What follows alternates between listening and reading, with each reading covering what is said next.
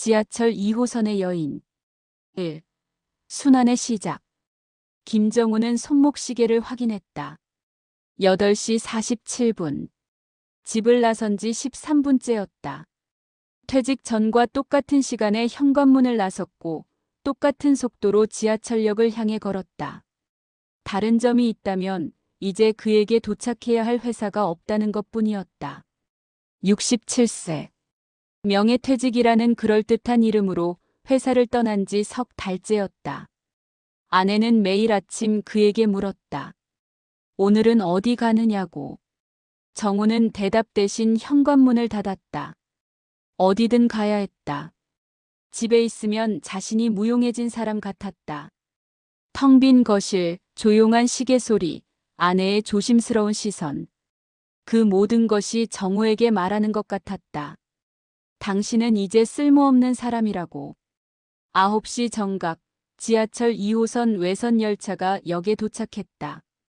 정우는 늘 3호 칸으로 향했다. 그리고 7A 좌석에 앉았다. 이유는 없었다. 그저 그 자리가 35년 동안 그의 자리였기 때문이다. 습관은 퇴직해도 사라지지 않았다.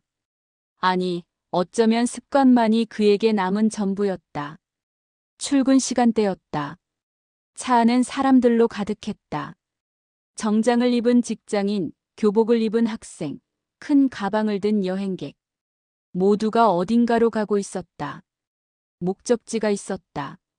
정우만 빼고. 그는 그저 순환선을 타고 빙빙 돌 뿐이었다. 출발점으로 돌아오는 것. 그것이 그의 하루였다. 열차가 출발하자 차창 밖으로 어둠이 흘러갔다. 터널 속을 달리는 전철은 늘 같은 리듬으로 흔들렸다. 정우는 눈을 감았다. 어디로 가는지는 중요하지 않았다. 그저 움직이고 있다는 사실만으로 충분했다. 정지해 있으면 자신이 죽은 것 같았다. 그때였다. 누군가 옆자리에 앉는 기척이 느껴졌다. 정우는 눈을 떴다. 70대 중반쯤 되어 보이는 여인이었다. 작은 꽃무늬 손수건을 무릎 위에 가지런히 올려놓고 두 손을 그 위에 포갠 채 눈을 감고 있었다. 회색 머리카락은 단정하게 뒤로 넘겨져 있었고 낡았지만 깨끗한 베이지색 코트를 입고 있었다. 코트의 깃은 세월에 바랬지만 단추는 하나도 빠지지 않았다. 정우는 고개를 돌렸다. 지하철에서 누군가를 유심히 보는 것은 실례였다. 하지만 이상하게도 그 여인의 모습이 눈에 남았다. 평온한 얼굴이었다. 마치 기도하는 사람처럼. 아니, 누군가를 기다리는 사람처럼. 고요하면서도 간절한 표정이었다. 성수역 안내방송이 흘러나왔다. 여인이 천천히 눈을 떴다. 그리고 손수건을 조심스럽게 가방 속에 넣은 뒤 자리에서 일어났다. 문이 열리자 그녀는 차분한 걸음으로 플랫폼으로 내려갔다. 정우는 그 뒷모습을 멍하니 바라보았다. 여인의 등이 조금 굽어 있었지만 걸음걸이는 흔들리지 않았다. 다음 날도 그 다음 날도 여인은 나타났다. 늘 같은 시간, 같은 칸, 같은 자리 근처였다. 그리고 늘 같은 베이지색 코트, 같은 꽃무늬 손수건, 같은 표정으로 성수역에서 내렸다. 일주일이 지나자 정우는 확신했다. 이건 우연이 아니었다. 여인은 매일 같은 옷을 입고 같은 방식으로 손수건을 펼치고 같은 역에서 내렸다. 마치 의식을 치르는 사람처럼. 정우는 그 패턴에 익숙해졌다. 이상하게도 여인이 나타나면 마음이 편했다. 자신만 의미 없는 하루를 반복하는 게 아니라는 사실이 위안이 되었다. 세상에는 또 다른 순환이 있었다. 여인의 순환. 그것이 정우의 순환과 매일 아침 교차했다. 호기심. 매일 같은 옷을 입는 사람이 어디 있나. 정우는 혼잣말을 중얼거렸다.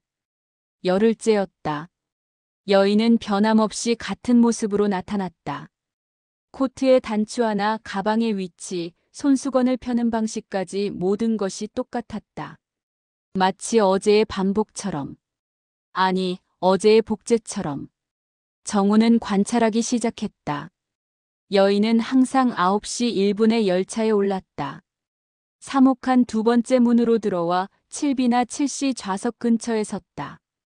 자리가 있으면 앉고 없으면 손잡이를 잡고 섰다. 하지만 반드시 손수건을 꺼내 무릎이나 손에 올려놓았다. 그리고 눈을 감았다. 성수역까지 딱 7분. 그 시간 동안 여인은 미동도 하지 않았다. 명상하듯 기도하듯. 정우는 자신도 모르게 여인을 기다리게 되었다. 열차가 역에 도착할 때마다 사목한 문 앞을 주시했다. 그녀가 나타나면 이상하게도 안심이 되었다. 마치 시계추처럼 그녀의 등장은 시간이 정확히 흐르고 있다는 증거였다. 세상은 여전히 돌아가고 있었다. 규칙적으로. 그녀와 함께. 2주가 지난 어느 날 아침 정우는 용기를 냈다. 여인이 성수역에서 내릴 때 그도 함께 일어났다.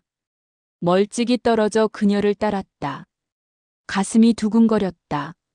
이러면 안 되는 걸 알았지만 호기심은 이성보다 강했다. 그는 알고 싶었다. 이 여인이 어디로 가는지, 무엇을 하는지, 왜 매일 같은 옷을 입고 같은 전철을 타는지. 여인은 역을 나와 큰 길을 가로질렀다. 그리고 좁은 골목길로 접어들었다. 오래된 주택가였다. 담벼락에는 세월의 때가 묻어 있었고 골목 곳곳에 화분들이 놓여 있었다. 담쟁이 덩굴이 낡은 벽을 타고 올라가 있었다. 여인의 걸음은 느렸지만 흔들림이 없었다. 마치 지도를 외운 사람처럼. 아니, 수천 번 걸은 길을 다시 걷는 사람처럼. 5분쯤 걸었을까. 여인이 멈춰 섰다. 낮은 돌담 앞이었다. 정우는 전봇대 뒤에 몸을 숨겼다. 숨소리를 죽였다. 여인은 가방에서 무언가를 꺼냈다. 하얀 국화 한 송이였다. 그리고 천천히 무릎을 꿇고 앉았다. 관절이 삐걱거리는 소리가 들리는 듯했다. 하지만 여인은 표정 하나 변하지 않았다. 정우는 숨을 죽이고 지켜보았다. 그제야 보였다. 돌담에 작은 동판이 박혀 있었다. 지하철 2호선 건설 순직자 추모비. 1980년대 초반 서울 지하철 2호선 공사 중 사망한 노동자들을 기리는 비석이었다. 동판은 녹이 슬어 있었고 글씨는 희미했다.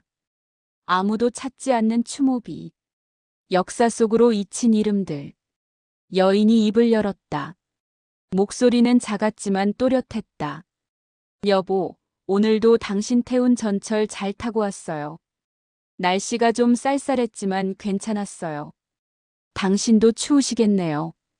이제 겨울이 오나 봐요. 정우는 가슴이 먹먹해졌다.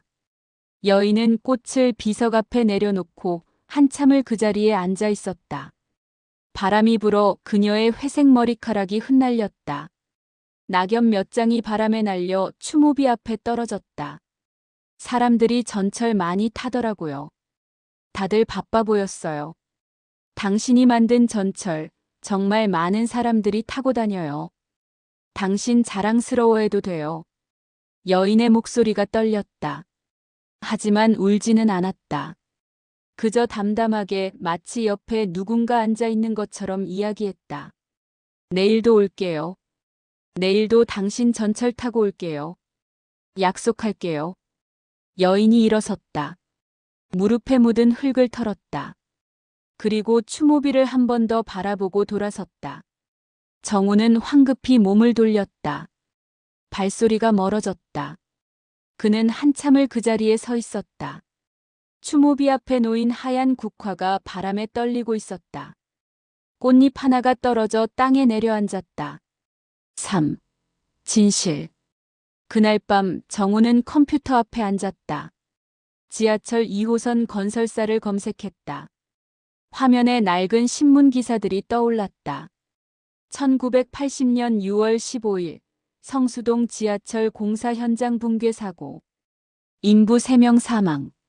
1981년 10월 2일 터널 굴착 중 가스 폭발. 노동자 5명 즉사.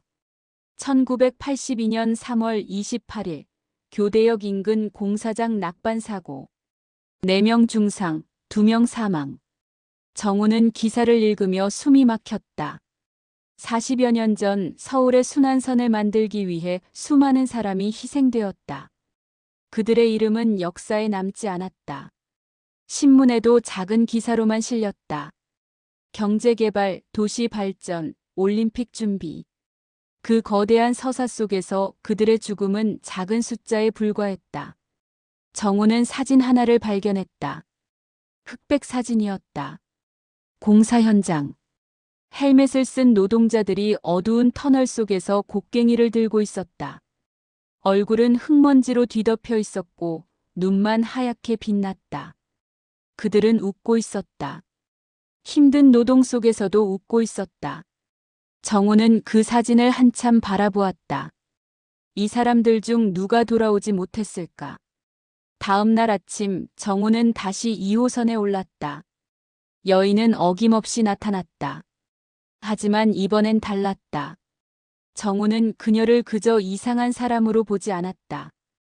그녀는 40년을 같은 자리에서 같은 마음으로 기다린 사람이었다. 세상이 잊어버린 것을 혼자 기억하는 사람이었다. 열차가 움직였다. 정우는 창밖을 바라보았다. 터널 벽면이 빠르게 스쳐 지나갔다. 저 어둠 속 어딘가에 그 남자가 있었을 것이다. 망치와 곡괭이로 바위를 깨던 사람. 가족을 먹여 살리기 위해 위험한 땅 속으로 들어간 사람. 그리고 다시는 돌아오지 못한 사람. 그의 아내는 아직도 기다리고 있었다. 매일 아침 남편이 만든 길을 따라 여인은 여전히 눈을 감고 있었다. 손수건 위에 포갠 손이 미세하게 떨렸다. 정우는 그제야 알았다. 그녀는 단순히 추모하러 가는 게 아니었다. 그녀는 남편을 배웅하고 있었다. 매일 아침 남편이 운행하는 전철에 함께 오르고 남편의 마지막 장소에서 하루를 시작하고 있었던 것이다. 그것이 그녀의 방식이었다. 사랑하는 사람을 보내는. 성수역이 가까워졌다. 여인이 눈을 떴다. 그녀의 눈가에 희미한 미소가 번졌다. 정우는 고개를 숙였다. 인사였다. 보이지 않는 이별에 대한, 끝나지 않은 사랑에 대한. 그날 이후 정우는 여인을 다른 눈으로 보게 되었다. 그녀의 베이지색 코트는 더 이상 이상하지 않았다. 그것은 남편이 마지막으로 본 옷일지도 몰랐다. 손수건의 꽃무늬는 남편이 좋아했던 무늬일지도 몰랐다. 모든 것이 의미를 가지고 있었다. 사랑은 디테일 속에 있었다. 빈자리. 사흘이 지났다. 여인은 나타나지 않았다.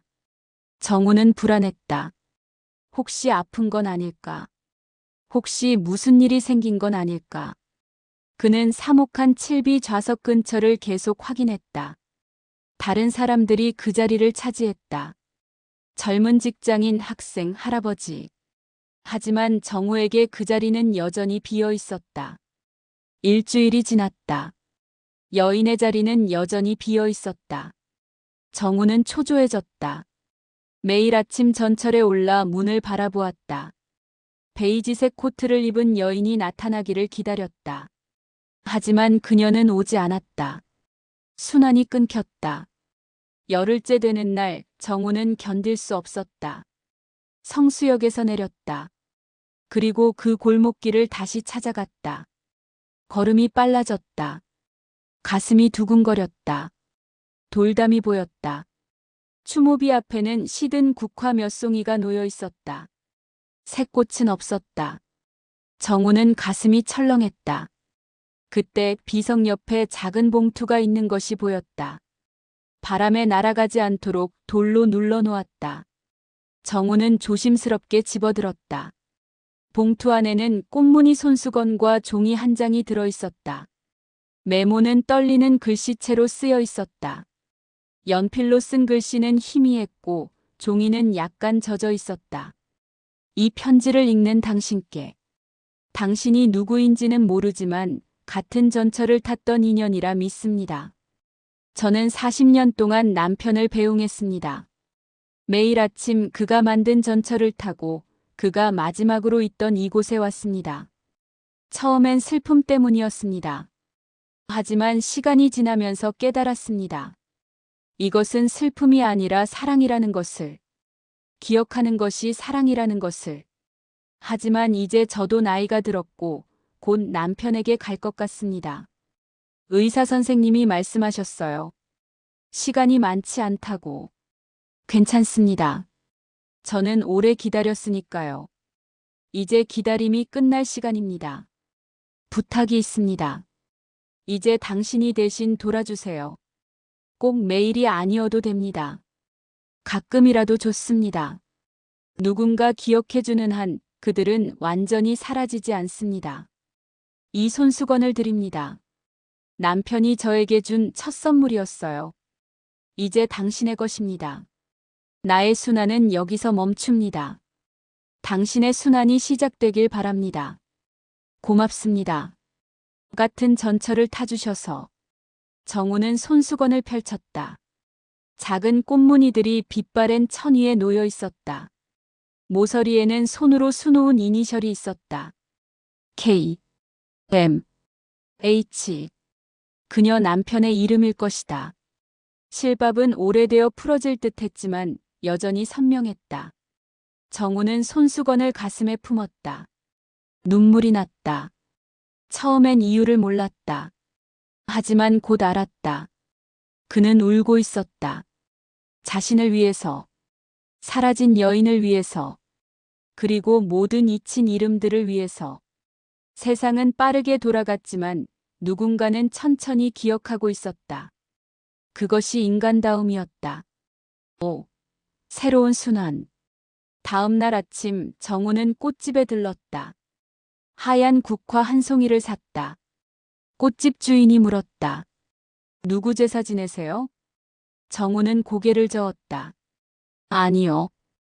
그냥 약속이 있어서요. 누구랑요? 모르는 사람이요.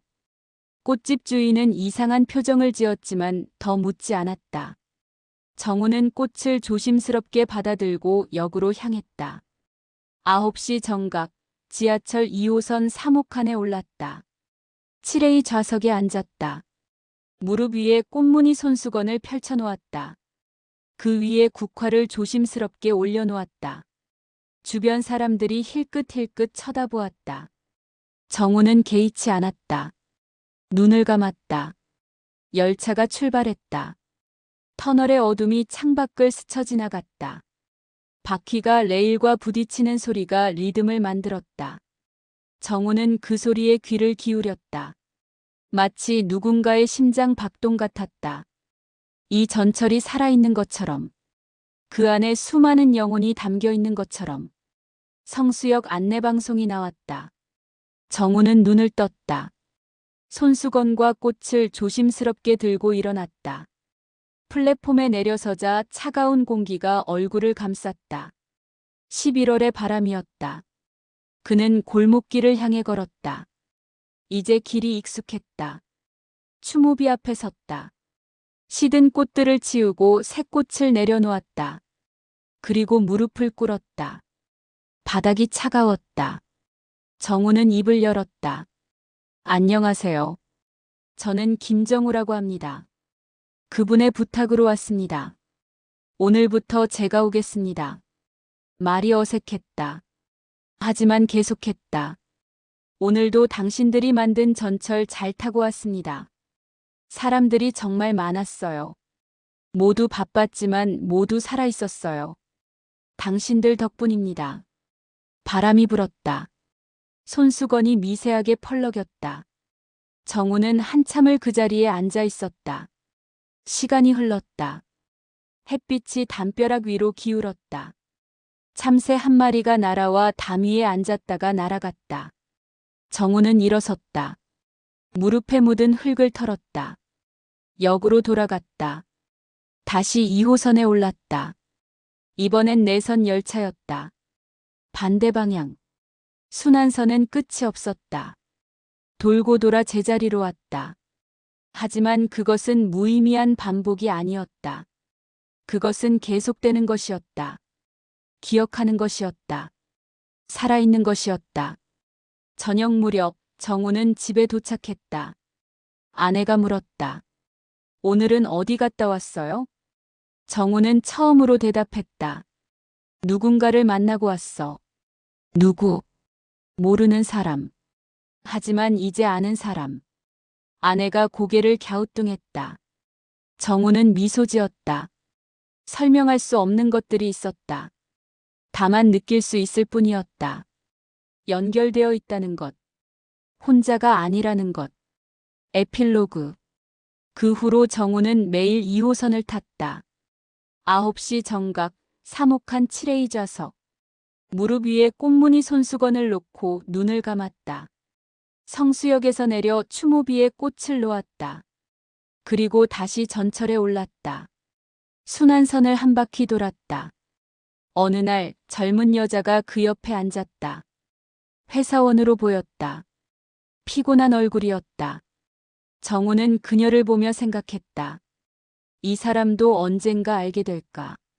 자신이 매일 타는 이 전철이 누군가의 희생 위에 세워졌다는 것을, 그리고 누군가는 아직도 그들을 기억하고 있다는 것을. 석 달이 지났다. 겨울이 왔다. 눈이 내렸다. 정우는 여전히 전철을 탔다. 추모비에는 눈이 쌓였다. 정우는 눈을 치우고 꽃을 놓았다. 손이 시렸지만 괜찮았다. 이것이 그의 일이었다. 봄이 왔다. 골목길에 개나리가 피었다. 정우는 노란 꽃을 사서 가져갔다. 여름이 왔다. 장마가 내렸다. 정우는 우산을 쓰고 추모비 앞에 섰다. 가을이 왔다. 단풍이 떨어졌다. 정우는 낙엽을 치우고 꽃을 놓았다. 그렇게 1년이 지났다. 어느 날 추모비 앞에서 한 노인을 만났다. 70대 후반쯤 되어 보이는 남자였다. 그는 정우를 보고 물었다. 여기 누가 계세요? 정우는 대답했다. 제가 아는 분의 남편이 여기 계십니다. 그분도 공사하다가. 네. 40년 전에. 노인은 고개를 끄덕였다. 제 동생도 여기 있어요. 같이 일하다가 같이 갔죠. 둘 다 25이었어요. 둘은 한참을 말없이 서 있었다. 공유하는 슬픔이 있었다. 잊히지 않은 이름들. 그날 이후 정우는 가끔 그 노인을 만났다. 이야기를 나눴다. 추모비 앞에서. 과거에 대해, 현재에 대해, 잊어서는 안 될 것들에 대해. 어느 날 정우는 편의점에서 일회용 카메라를 샀다. 추모비 사진을 찍었다. 그리고 사진을 인화해서 집에 걸어두었다. 아내가 물었다. 이게 뭐예요? 제가 매일 가는 곳이에요. 왜 가는데요? 정우는 잠시 생각했다. 그리고 대답했다. 누군가는 기억해야 하니까요. 아내는 더 묻지 않았다. 하지만 며칠 후 정우가 출발하려 할 때 아내가 꽃 한 송이를 건넸다. 같이 놓고 오세요. 저도 고맙다고 전해주세요. 정우는 아내를 안았다. 이해받는다는 것. 그것만으로도 충분했다. 순환선은 오늘도 돌았다. 끝없이. 정우는 창밖을 바라보았다. 터널의 어둠 속에서 희미한 빛이 보였다. 다음 역이 가까워지고 있었다. 그는 손수건을 쓰다듬었다. 낡고 부드러운 천의 감촉이 따뜻했다. 2년이 지났다. 정우는 여전히 전철을 탔다. 하지만 이제 무표정하지 않았다. 그는 사람들을 보았다. 학생, 직장인, 노인, 아이. 모두가 누군가의 희생 위에서 살아가고 있었다. 그리고 그것을 모르고 살아갔다. 괜찮았다. 정우가 기억하면 되었다. 어느 날 한 젊은 남자가 정우에게 말을 걸었다. 매일 같은 자리에 앉으시네요. 정우는 미소 지었다. 습관이에요. 좋은 습관인 것 같아요. 요즘 사람들은 너무 바빠서 같은 자리에 앉을 여유도 없잖아요. 당신도 바쁘겠네요. 네. 취업 준비 중이에요. 힘들어요. 정우는 고개를 끄덕였다. 힘든 게 당연해요. 하지만 계속하세요. 언젠가 의미를 찾게 될 거예요. 젊은 남자는 고개를 숙였다. 감사하다는 표정이었다. 정우는 그의 어깨를 가볍게 두드렸다. 지하철은 멈추지 않았다. 사람들은 타고 내렸다. 도시는 돌아갔다. 그리고 정우는 계속 탔다. 누군가를 대신해서, 누군가를 위해서. 그것이 그의 새로운 일이었다. 퇴직 후 찾은 의미였다. 저녁 늦게 정우는 마지막 순환을 마쳤다. 집으로 향하는 길에 편의점에 들렀다. 내일 아침에 놓을 꽃을 샀다. 계산대 직원이 물었다. 매일 사가시네요. 특별한 날인가요? 정우는 고개를 저었다. 아니요. 그냥 매일이 특별한 날이에요. 누구 드리는 거예요? 모르는 사람들이요. 하지만 이제 아는 사람들이에요. 직원은 웃었다. 이해하지 못하는 웃음이었지만 따뜻했다. 집에 도착했다. 아내가 저녁을 차려놓고 기다리고 있었다. 정우는 식탁에 앉았다. 밥을 먹으며 아내에게 말했다. 내일도 나갈 거야. 어디? 순환선. 아내는 더 묻지 않았다. 그저 웃으며 반찬을 건넸다. 정우도 웃었다. 그들은 천천히 저녁을 먹었다. 창밖으로 밤이 깊어갔다. 도시의 불빛들이 하나둘 켜졌다. 그리고 어딘가에서 지하철은 여전히 달리고 있었다. 끝없는 순환 속에서 정우는 손수건을 꺼내 식탁 위에 펼쳤다. 작은 꽃무늬들이 형광등 불빛 아래 빛났다. 아내가 물었다. 그게 뭐야? 누군가가 준 선물이야. 아주 오래된. 예쁘네. 응. 아주 소중한 거야. 무슨 의미가 있어요? 정우는 손수건을 쓰다듬었다. 계속되는 거예요. 사랑이, 기억이, 인연이. 아내는 고개를 끄덕였다. 이해하는 듯 했다. 그날 밤 정우는 손수건을 베개맡에 두고 잤다. 꿈속에서 그는 오래된 터널을 걷고 있었다. 어둠 속에서 누군가의 목소리가 들렸다. 고맙다고. 잊지 않아줘서 고맙다고. 정우는 그 목소리를 따라 걸었다. 터널의 끝에서 빛이 보였다. 그 빛 속에 여인이 서 있었다. 베이지색 코트를 입고. 그녀는 웃고 있었다. 옆에는 한 남자가 서 있었다. 헬멧을 쓰고. 두 사람은 손을 잡고 있었다. 정우는 그들을 향해 걸어갔다. 그리고 눈을 떴다. 아침이었다. 8시 47분. 정우는 일어나 옷을 입었다. 현관에서 신발을 신으며 아내에게 말했다. 다녀올게. 조심히 다녀와요. 오늘 저녁에 일찍 올게요. 왜요? 당신하고 산책하고 싶어서. 아내가 환하게 웃었다. 정우도 웃었다. 정우는 문을 열고 나갔다. 계단을 내려가며 생각했다. 오늘도 누군가는 2호선을 탈 것이다. 바쁜 아침, 피곤한 저녁, 무료한 낮. 그들은 모를 것이다. 이 전철이 어떻게 만들어졌는지, 누가 희생했는지. 하지만 괜찮았다. 자신이 기억하면 되었다. 그리고 언젠가 누군가 또 이어받을 것이다. 순환은 계속될 것이다. 역에 도착했다. 개찰구를 통과했다. 플랫폼에 섰다. 멀리서 전철이 오는 소리가 들렸다. 바람이 불어왔다. 정우는 눈을 감았다. 그리고 숨을 깊이 들이마셨다. 공기가 차가웠다. 살아있다는 느낌이었다. 전철이 도착했다.